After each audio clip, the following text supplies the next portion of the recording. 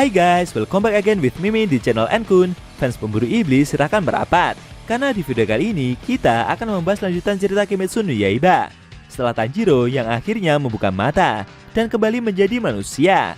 Suasana haru penuh kebahagiaan dirasakan oleh para pemburu iblis, termasuk para Kakushi, tidak terkecuali Yushiro yang bersembunyi di gedung di sebelahnya. Lebih tepatnya, kita akan mereview manga Kimetsu no Yaiba chapter 204 yang bersumber dari website Mahakita, Mahaku atau Komiku. Buat kalian yang belum lihat review chapter sebelumnya, bisa klik link di deskripsi atau bisa juga klik link di pojokan atas video ini ya. Dan buat kamu yang cuma ngikutin animenya atau tidak mau kena spoiler, Enkun sarankan mending stop videonya aja dari sekarang. Nah, di manga chapter 204 ini, pertempuran panjang melawan para iblis telah usai, dan Oyakata sama membubarkan korps pemburu iblis. Sedangkan Tanjiro dan Nezuko akhirnya pulang ke kampung halamannya. Penasaran? Oke, langsung aja kita bahas. Let's go!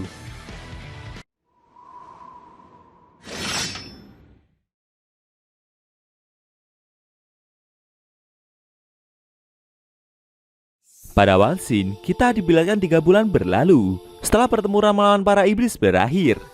Di kediaman kupu-kupu, Tanjiro duduk di atas ranjang, ditemani Nezuko, merasakan angin sejuk yang berhembus, menerbangkan bunga-bunga sakura yang telah mekar. Di sana ada Zenitsu dan Inosuke juga guys, yang ikut menemani. Tapi mereka berdua sedang tertidur pulas. Dunia tidak lagi dihuni oleh para iblis jahat, tapi semua itu dibayar dengan banyaknya korban yang berjatuhan. Akan tetapi mereka harus tetap melanjutkan perjuangan dengan terus bertahan hidup dan menatap hari esok. Nezuko melihat tangan kiri kakaknya begitu keribut, seperti tangan milik orang tua itu. Dia bertanya, apakah tangan kiri tersebut mampu untuk kakaknya kepalkan? Sambil menggerakkan lengannya, Tanjiro memberitahu jika dia bisa mengangkat dan menurunkan tangannya itu. Tapi dia tidak bisa merasakan apapun lagi, mulai dari sikunya ke bawah. Mendengar hal tersebut membuat Nezuko jadi bersedih. Namun bagi Tanjiro, tangannya tidak sepenuhnya hancur. Sama halnya dengan mata kanannya. Matanya tersebut terlihat seperti mata normal, tapi sebenarnya dia tidak bisa melihat apapun dengan mata kanannya itu. Tanjiro ganti bertanya soal kondisi dari adiknya. Sambil tersenyum dan begitu ceria, Nezuko menjawab jika dia baik-baik saja. Tanjiro merasa bersalah dan meminta maaf atas perbuatan yang dia lakukan ketika berubah menjadi iblis. Namun Nezuko menolak hal tersebut. Menurutnya tidak ada yang mempermasalahkan hal itu. Dia meminta kakaknya untuk tidak perlu meminta maaf. Nezuko sendiri sudah merasa senang ketika kakaknya bisa kembali menjadi manusia. Tanjiro bercerita jika Gyusan sempat berpikir kalau semuanya telah berakhir ketika dia menggigit adiknya tersebut. Nezuko tersenyum dan bercerita kalau dia juga memikirkan hal yang sama. Tapi setelah semuanya berakhir, Yushiro sempat menemuinya dan memberitahu kalau Tanjiro begitu beruntung karena mereka memiliki sisa obat dari Shinobu-san, dan juga karena orang yang dia gigit pertama kali adalah Nezuko. Mendengar hal itu membuat adik dari Tanjiro tersebut jadi bingung. Tanjiro bercerita kalau adiknya itu pernah menjadi iblis dan berhasil kembali menjadi manusia lagi, sehingga di dalam tubuhnya terdapat antibodi atau kekebalan terhadap sel milik Muzan. Malam hari sebelumnya, Yushiro menjenguk Tanjiro dan membicarakan tentang hal tersebut. Menurut iblis itu, tanpa obat dari Shinobu atau antibodi milik Nezuko, Tanjiro tidak akan bisa kembali menjadi manusia lagi. Pendekar pedang itu sangat beruntung, apalagi dia memiliki potensi yang sangat mengerikan ketika berubah menjadi Raja Iblis. Tanjiro bisa langsung menaklukkan matahari, dan dia lebih kuat daripada Nezuko maupun Muzan sekalipun. Hebatnya lagi, dia tidak kehilangan kesadaran sepenuhnya ketika baru menjadi iblis. Sambil tersenyum, Yushiro mengagumi rekannya itu dan merasa jika Tanjiro sudah bertarung dengan penuh keberanian. Mendengar pujian tersebut membuatnya malah terharu. Tanjiro mencoba merendah dan menganggap jika selama ini dia telah dibantu oleh banyak orang. Konyolnya, Yushiro juga merespon dengan wajah judesnya itu dan memberitahu kalau barusan dia cuma bercanda. Sambil membawa kucing iblisnya, dia menambahkan kalau pendekar pedang itu adalah yang terburuk. Sampai-sampai melihatnya saja sudah membuatnya merasa kesal. Maka dari itu, setelah ini dia akan pergi. Ketika Yushiro membuka pintu dan mengucapkan selamat tinggal, Tanjiro berpesan kepadanya untuk tidak boleh mati. Menurutnya hanya iblis itulah yang bisa menjaga ingatan Tamayo-san agar bisa tetap abadi. Mendengar pesan tersebut membuat Yushiro terkejut dan terdiam. Namun tidak lama kemudian, iblis itu malah pergi begitu saja, tanpa merespon ucapan tersebut. Seusai mengingat momen itu, Tanjiro berharap semoga saja Yushiro baik-baik saja, karena dia juga belum mendengar kabar iblis itu lebih lanjut hingga saat ini. Kemudian Tanjiro teringat dengan Kyu-san dan rekan-rekannya yang lain. Dia sedikit panik dan bertanya kepada adiknya, apakah mereka semua baik-baik saja? Sambil tersenyum, Nezuko memberitahu kalau mereka telah selamat. Dan saat ini para pilar juga sedang berkunjung ke kediaman Ubuyashiki. Di dalam kediamannya, Oyakata Sama mengumpulkan Sanemi dan Kyu. Pertemuan pilar kali ini akan menjadi yang terakhir. Banyak anggota dari pemburu iblis yang telah gugur di medan pertempuran, dan mereka berdua adalah dua Hashira yang tersisa. Namun dengan perjuangan yang mereka lakukan bersama, mereka telah berhasil memberantas para iblis. Maka dari itu, mulai hari ini, dia akan membubarkan korps pemburu iblis. Sanemi dan Kyu menerima instruksi tersebut. Kedua adik dari Kiriyasama bercerita kalau selama bertahun-tahun, para pejuang seperti mereka telah membahayakan nyawanya dan bertarung dengan berani demi kedamaian umat manusia yang ada di dunia ini. Lalu sambil menunduk mewakili seluruh keluarga Ubuyashiki, Kiriyasama bersama adik-adiknya mengucapkan terima kasih dengan sangat kepada mereka berdua. Sontak saja, Kyu dan Sanemi langsung menolak hal tersebut. Menurut mereka, alasan pemburu iblis bisa bertahan selama ini itu karena peran dari keluarga Ubuyashiki juga. Kyu menambahkan, jika Kiriyasama juga telah melakukan pekerjaan yang hebat. Ayah dan seluruh keluarganya pasti sangat bangga atas perjuangan yang mereka lakukan. Mendengar ungkapan itu membuat ketiga saudara tersebut menangis dan berterima kasih. Di sisi lain, Uzui Tengen bersama ketiga istrinya mendatangi kediaman kupu-kupu dan menjenguk Tanjiro. Mereka mendengar kabar kalau Tanjiro dan yang lainnya sudah baikan dan mereka akan pulang esok hari. Tapi sebelum itu terjadi, mantan pilar suara itu meminta untuk bermain-main bersama mereka terlebih dahulu. Konyolnya tidak lama setelah itu, kedua istri Tengen malah membuat kegaduhan. Sedangkan istrinya yang satunya memberikan sebuah bingkisan kepada Tanjiro dan memintanya untuk mampir ke rumah mereka lain waktu. Tidak lama kemudian, Senjuro bersama ayahnya juga datang menjenguk. Sambil malu-malu, Shinjuro-san berterima kasih kepada Tanjiro karena sebelumnya dia mendengar kabar kalau hulu pedang putranya telah digunakan untuk bertarung. Dia yakin jika Kyojuro pasti ikut merasa bahagia juga. Tapi sambil meminta maaf, Tanjiro ganti berterima kasih karena ucapan dari orang tua tersebutlah yang memberikannya kekuatan. Zenitsu yang mendengar keramaian di ruangan itu terbangun. Namun ketika membuka mata, dia begitu kaget karena dari balik pintu terlihat banyak penebak pedang yang seperti sedang mengintip. Dia makin panik gak karuan karena tidak lama kemudian para Kakushi juga ikut-ikutan mengintip mereka. Bahkan orang-orang itu sampai memasuki kamar sehingga membuat ruangan tersebut jadi terasa penuh. Zenitsu yang melihat sikap aneh dari orang-orang tersebut langsung panik.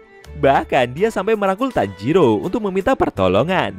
Sedangkan Inosuke yang ikut terbangun itu malah mencoba keluar dengan cara merayap-rayap di lantai. Dia merasa kelaparan dan bergegas menuju dapur untuk mengambil makanan. Di sana ada Aoi yang sedang memasak. Sambil mengendap-endap, babi hutan itu mencuri beberapa lauk yang sedang disiapkan.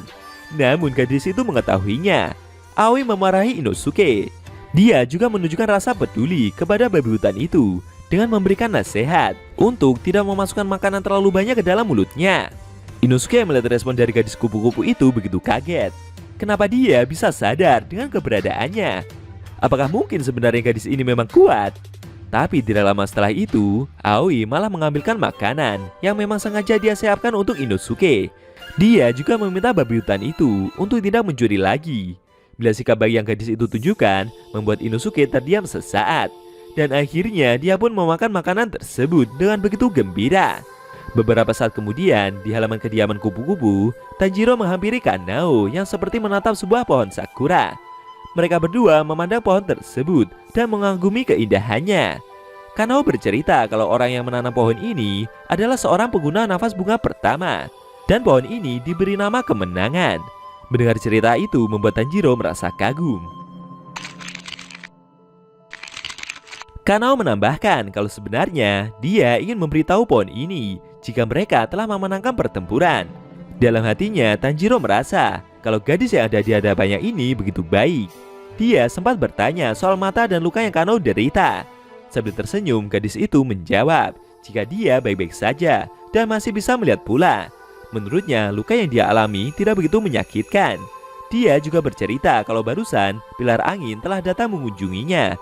Mendengar hal itu membuat Tanjiro terkejut, karena dia juga berencana ingin mencapai pendekar pedang tersebut.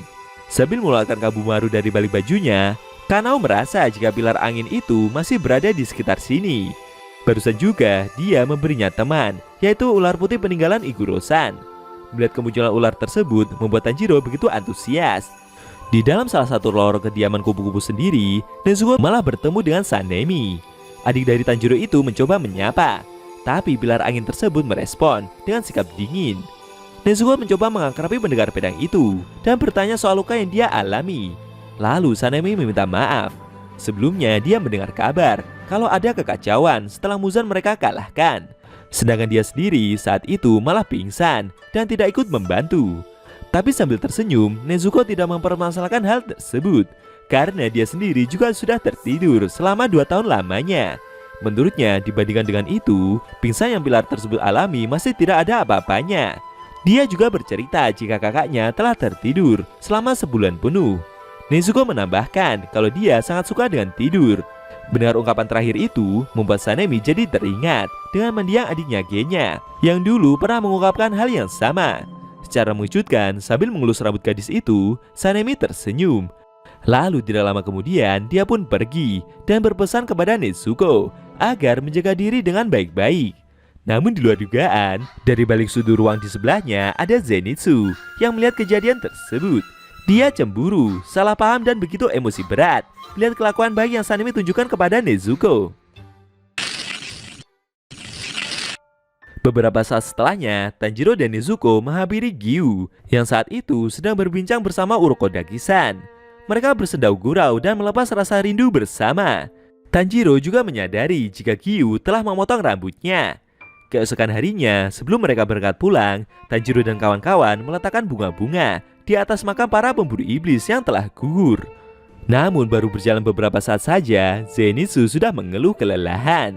Menurutnya, kuburan di lokasi pemakaman ini begitu banyak. Jika mereka harus meletakkan bunga untuk semua makam, maka mereka tidak akan sempat pergi ke rumah Tanjiro. Konyolnya, Inosuke mendengar keluhan tersebut memiliki ide dan malah menyebarkan bunga-bunga itu sambil berlarian.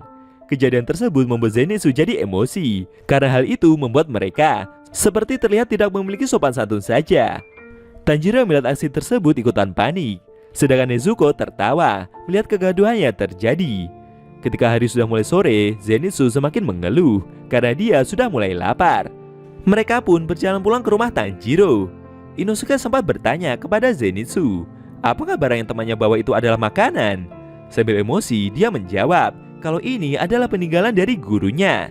Setelah lama berjalan menyusuri hutan, Tanjiro dan Nezuko menyapa tetangganya yang berada di kaki gunung.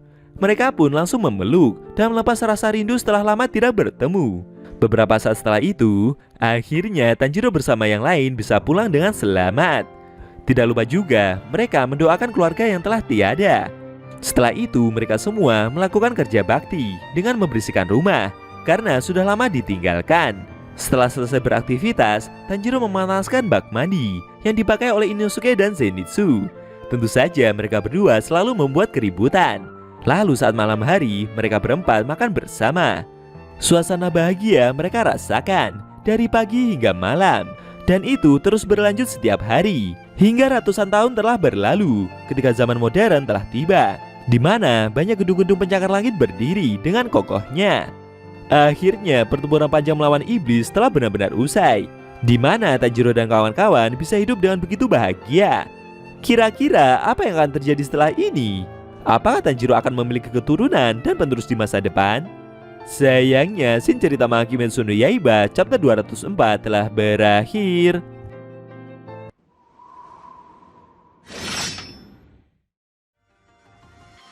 Oke guys, itu tadi review Kimetsu no Yaiba chapter 204 yang edisinya memperlihatkan Tanjiro dan kawan-kawan yang telah pulang ke kampung halamannya.